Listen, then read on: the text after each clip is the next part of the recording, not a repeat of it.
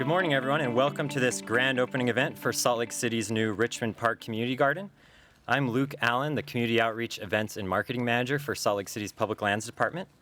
Thank you to all the elected officials, city employees, members of the media, gardeners, and other partners who are joining us today to celebrate the official completion of this new garden. We'll hear from 6 speakers this morning, and we'll go in the following order. First, from Salt Lake City Mayor Erin Mendenhall. Second, from Salt Lake City Council Member Ana Valdemoros. Third, from Wasatch Community Gardens Director Ashley Patterson. Fourth, from a community gardener Bailey Roberts. Fifth, from another community gardener Sean Whaley.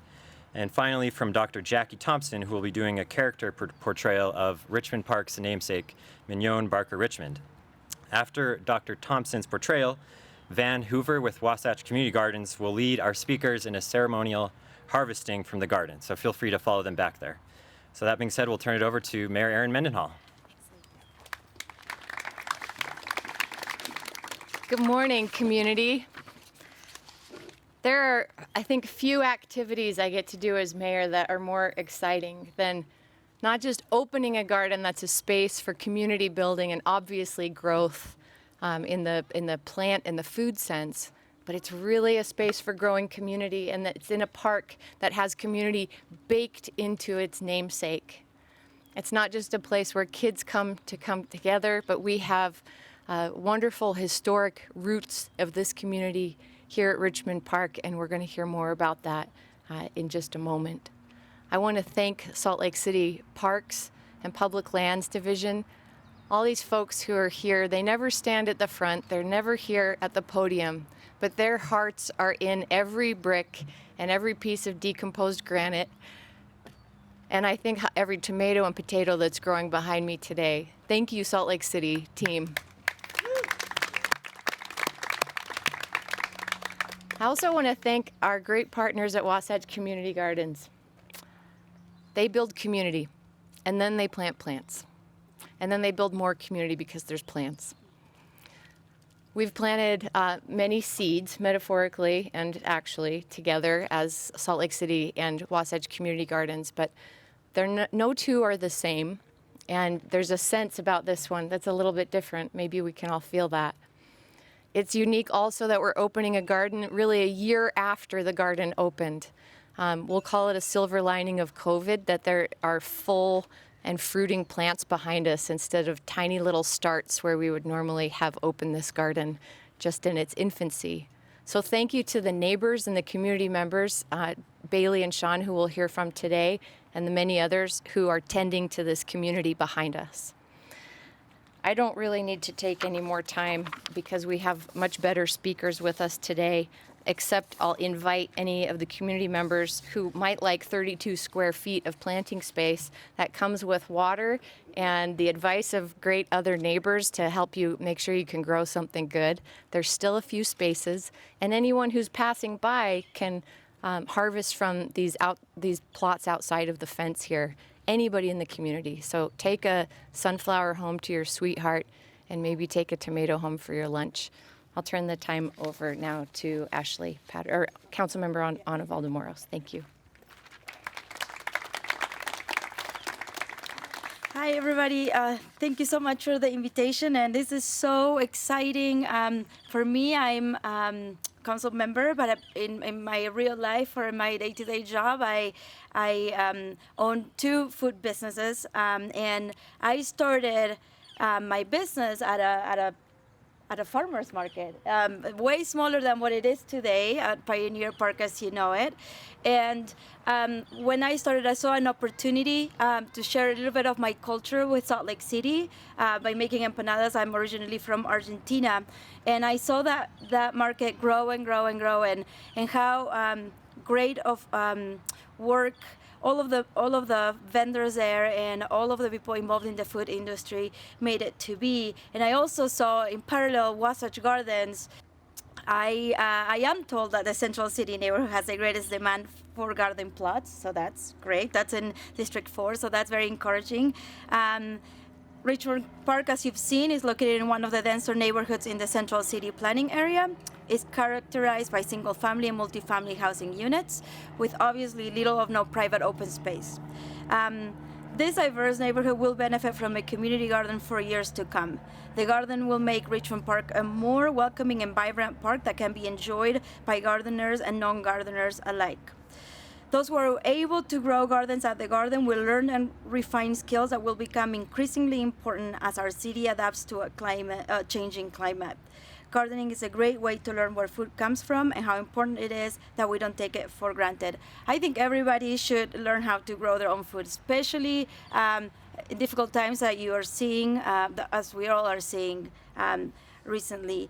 I think just as I was inspired by the farmers market downtown, this garden will provide inspiration and see an opportunity for those with that entrepreneurial spirit, but also that service spirit, helping the community growing food and perhaps, being a leader in the future in the food industry. So congratulations to everybody involved. Thank you so much, staff, and I hope to see many residents here doing some gardening. Thank you.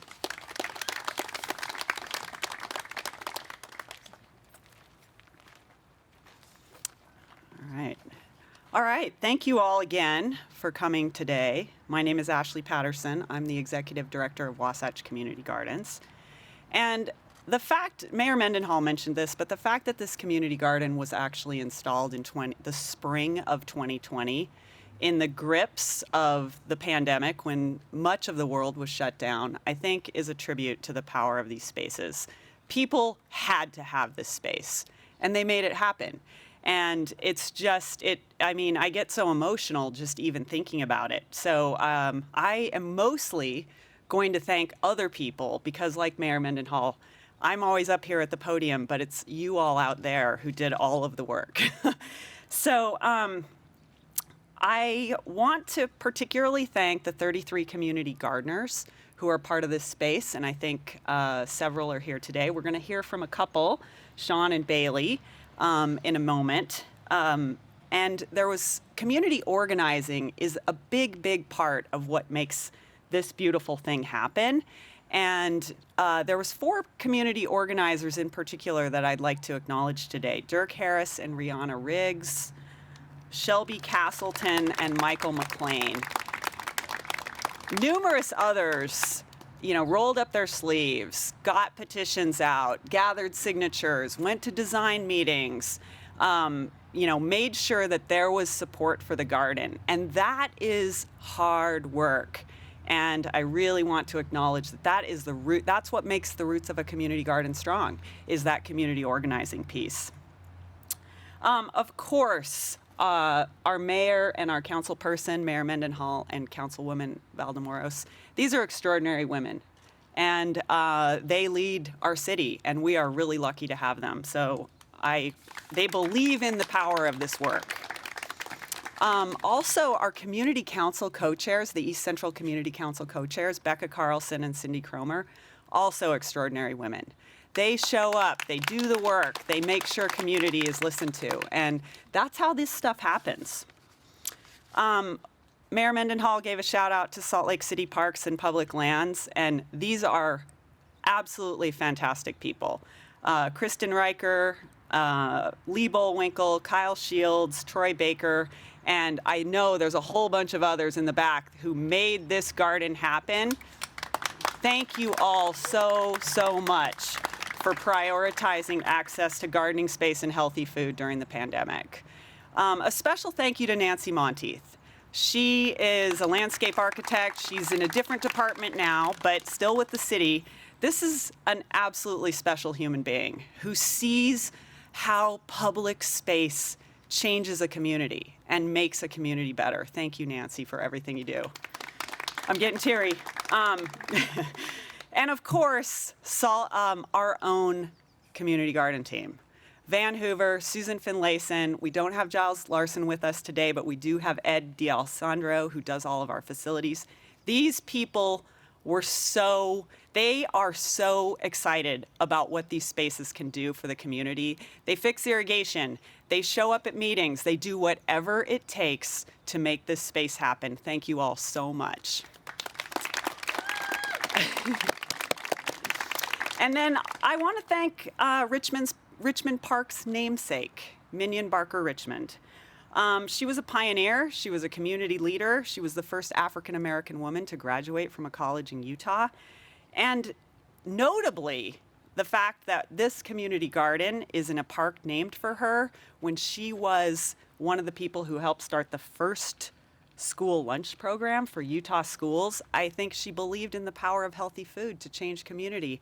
And so I really want to acknowledge Minion and any of her family or community who have joined us today. Thank you all for joining us for the grand opening, and I believe Sean is up next.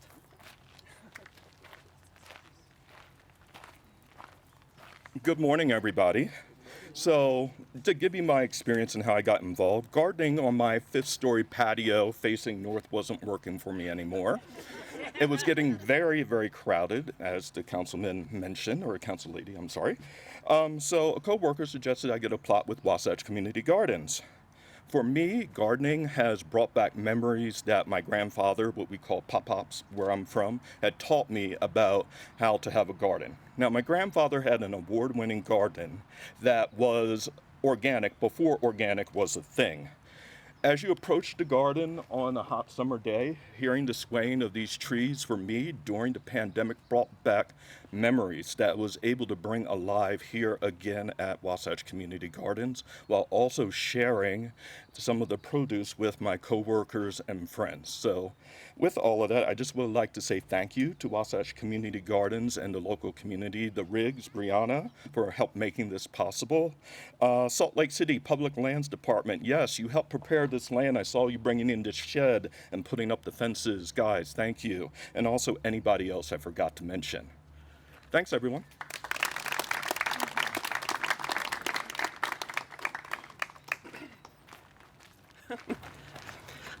Hello, my name is Bailey, and I have a spot here at the community garden. It's kind of surreal to see it as it is now. My first introduction to the garden was last year. I want to say it was either the last day of February or the first day of March. We were putting up the boxes, we were filling it, we were leveling it. Somebody brought donuts.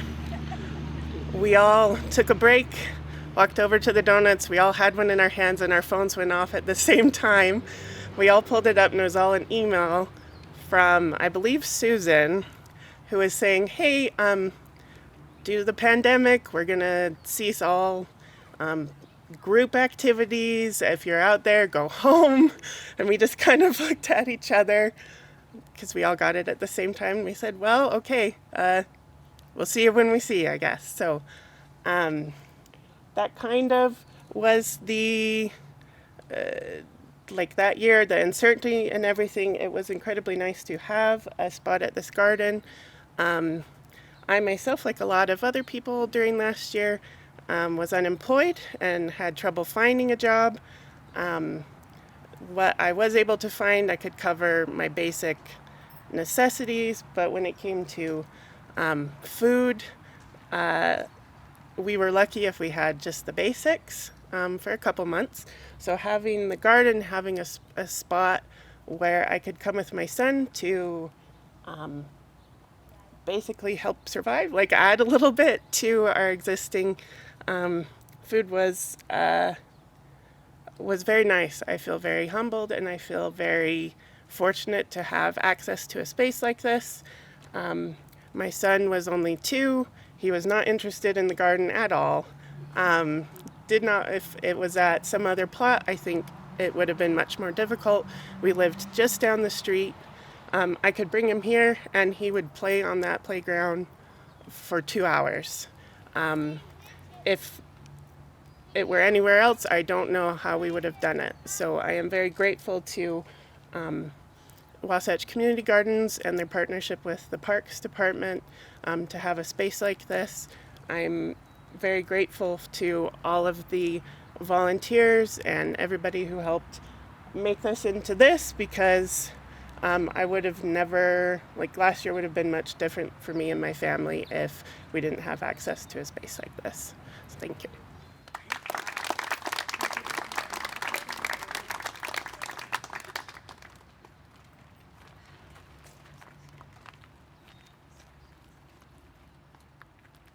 Count your blessings, name them one by one. Count your blessings, see what God has done. Count your blessings, name them one by one. Count your many blessings, see what God has done. Hello.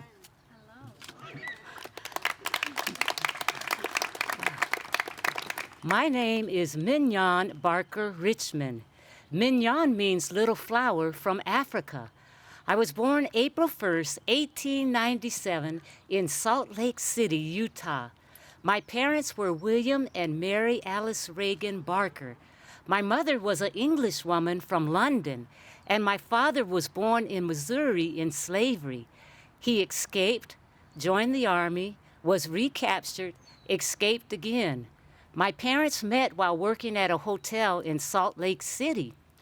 Through faith, courage, determination, hard work, inspiration from my mother, and the help of God, I went on to do many things in my life.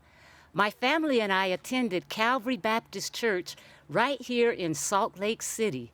Two of my favorite hymns were Count Your Blessings and Trust and Obey. I was also Sunday school superintendent and chairwoman of the Board of Trustees. At age 13, I was hired as a private housekeeper. I was making a grand total of 50 cents a week. I said to myself, Mignon, you can do better than this. So I continued my education right here in Salt Lake City at West High School. And in 1917, when I graduated, I then attended Utah State Agricultural College, now known as Utah State University. I was proud to be there. Go Aggies! I tell you, one day I was faced with racism. One of my professors said to me, Mignon, you'll never get more than a C from me because you're a Negro. Oh, I didn't let that stand in my way. I jumped over that hurdle. I was an outstanding student. Why, when I graduated from Utah State Agricultural College in 1921, I had my degree in foods, textiles, and home living. But racism was still alive and well. Do you know that it would be 27 years before I'd be hired to work in my profession? And as a college graduate, why, it took me a year and a half to get hired at the University of Utah as a housekeeper. In 1925, I married Frank Smith. That marriage did not end and last very long, and then I went on to marry Thomas White Richmond. I had no children of my own, but Thomas brought a young toddler to our marriage from a previous marriage. Her name was Ophelia. I loved Ophelia, and Ophelia loved me. I believed in the African proverb that it takes a village to raise a child, and I helped raise her and others in my community. I was an avid reader and also friends with the poet from the Harlem Renaissance, Langston Hughes. He used to come to Salt Lake City to hide out at my house and get away from the hustle and bustle in New York City. I was also friends with Wallace Thurman. He was a great writer during the Harlem Renaissance. He wrote the book, The Darker the Berry, and you may have heard the other saying, the sweeter the juice. Why, it was shortly after that I began to work as a household manager and a cook. And it was after World War II broke out that I was recognized for my skills and talents as a community organizer. Why, I worked with the USO, with the youth volunteers. I myself volunteered with the Red Cross, the YWCA, and LDS Hospital. In 1948, 27 years after I graduated from Utah State Agricultural College, I started the school lunch program at Stewart School at the University of Utah, making sure that children had nutritious food to eat. Later, I was the director for the YWCA Food Services. I retired from that job at age 65 in 1962. But I'll tell you what, my service to others didn't end there. It was President Lyndon Baines Johnson, under his administration, that I headed up the Women's Job Corps and Project Medicare Alert. My sense of humor often served me best. I remember one time I went to Hotel Utah for an event, and they asked me to use the servant's entry. I laughed and said, "Ha! I'm just like Marian Anderson, the great opera singer. When she came to Hotel Utah, she was asked to use the freight elevator. We both jumped over that hurdle of racism and refused to let it stand in our way. My life has been children," I said at age 80, when I was honored by the Salt Lake Black Bicentennial Committee for my service as a Vista volunteer working at Oker School. I have to tell you, it was a great honor for me to be able to serve with the Salt Lake branch of the NAACP. I also was the co-founder of the Nettie Gregory Center, a center where underprivileged youth had a chance to go for recreation opportunities. I was also a part of the Women's Legislative Council, where I helped pass anti-poverty legislation. I received numerous awards and honors, but one of the greatest was in 1986, when the Salt Lake branch of the NAACP, Trinity AME Church, Calvary Baptist Church, and others in my community named a park in my honor, Mendenhall B. Richmond. Imagine that. Civil leader, educator, and humanitarian. I was proud of that fact as I looked on. I will tell you, just recently, they named a community garden in my park. I am so grateful to all of the people who have sacrificed and worked and planted seeds of love, for truly you reap what you sow. I have to tell you that it was also in 1992 that Utah State University named the Mendenhall B. Richmond Society there to help multicultural students. My favorite saying is, when life gives you lemon, make lemonade. Turn failure into victory. Don't let your courage fade. I passed away on May 10th, 1984 in Salt Lake City, Utah. Do all the good you can for all the people that you can at all the times that you can. And remember, count your blessings. Name them one by one. Count your many blessings. See what God has done. Thank you, and may God bless you. Thank you. Thank you.